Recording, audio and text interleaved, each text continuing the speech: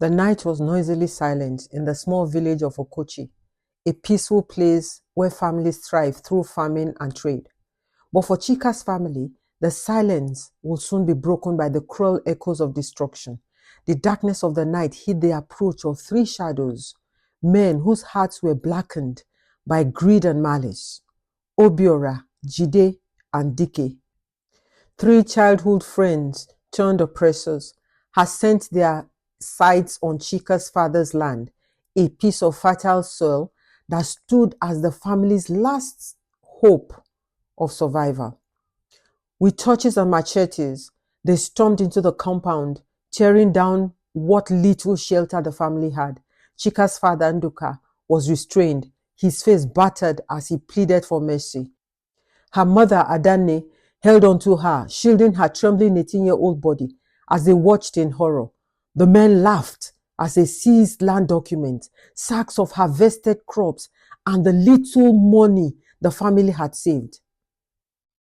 This is what happens when you stand in our way. Please subscribe to this channel, like, share, and comment. Way, Obiora sneered, holding up the land document triumphantly.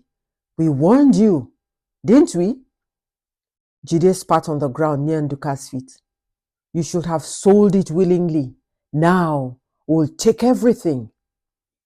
Dike, the tallest of the three, turned his eyes towards Chika, who was silently crying, her fists clenched as she memorized their faces in the moonlight.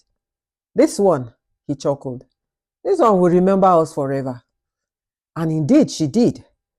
The years passed, but the wounds of that night never healed. Chika's family, once respected in the village, was reduced to beggars, surviving on scraps and the kindness of a few sympathetic neighbors. Her father had fallen ill from the shame and grief, and her mother aged beyond her years.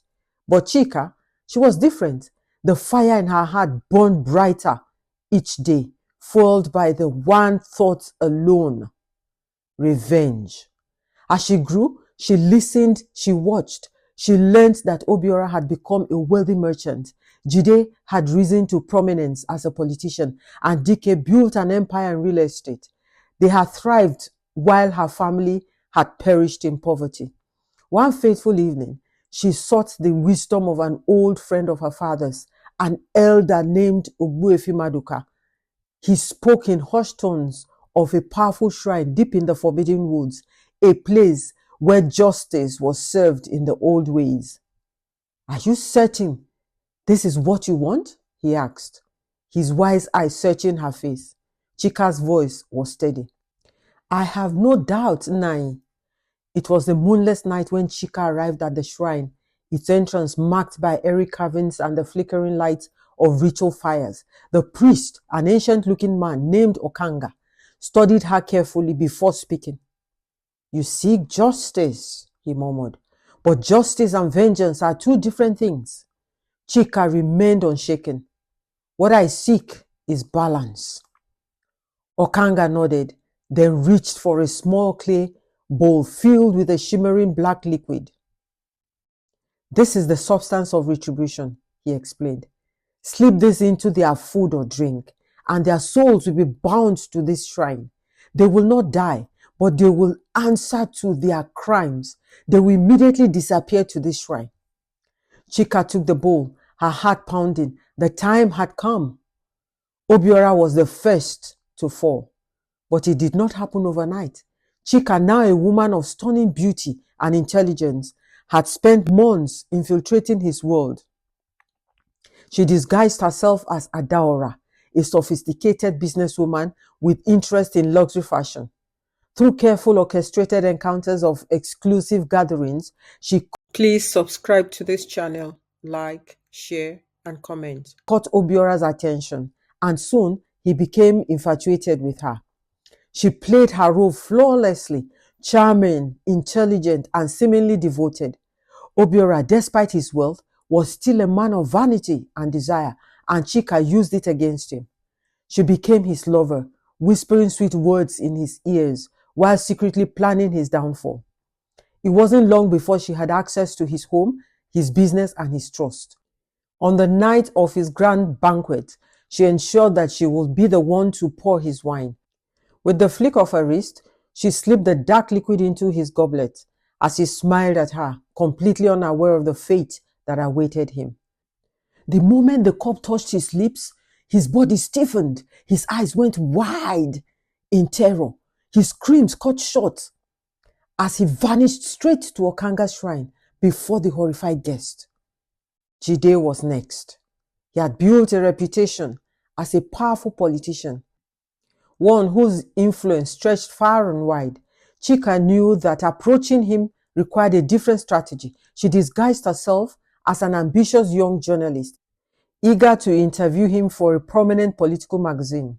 With persistence and feigned admiration, she gained his trust. For weeks, she followed him, learning his habits, discovering his weaknesses. She flattered his ego, made him feel invincible, and soon he invited her into his private circle. It was at a celebratory fundraiser that she struck. She prepared a special bottle of wine, one that she gifted him as a token of appreciation. Flattered by the gesture, Jide drank without a second thought. The moment the liquid coursed through his veins, he froze. Panic spread across his face before he disappeared, and he landed at Okanga's shrine, leaving the crowd in chaos. Dike, the final target, was the hardest to reach.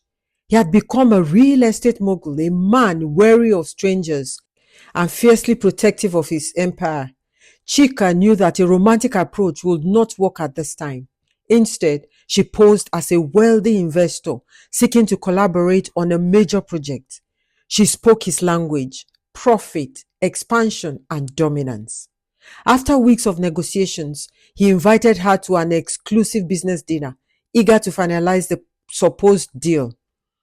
Chika had come prepared. She arranged for a special dish, one that carried the potent substance.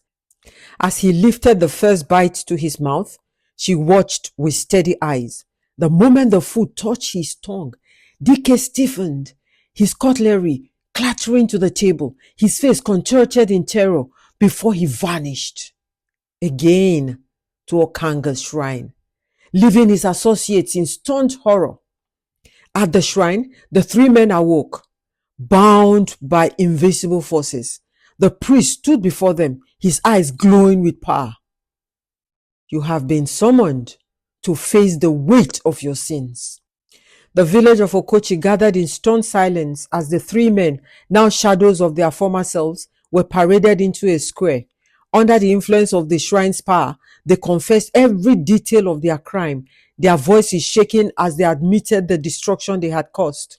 Their wealth, their success, it had all been built on the suffering of Chika's family and others. And now they will make amends. Forced to compensate Chika's family and return what they had stolen, the three men found themselves stripped of all their ill-gotten wealth. Their reputations were shattered, their lives forever altered. As for Chika, she did not gloat. She did not. Please subscribe to this channel, like, share, and comment. Smile at their downfall. Instead, she stood tall, knowing that justice had been served. With her family's honor restored, she turned away from vengeance and towards a future of healing. The past could not be changed, but the future was hers to rewrite.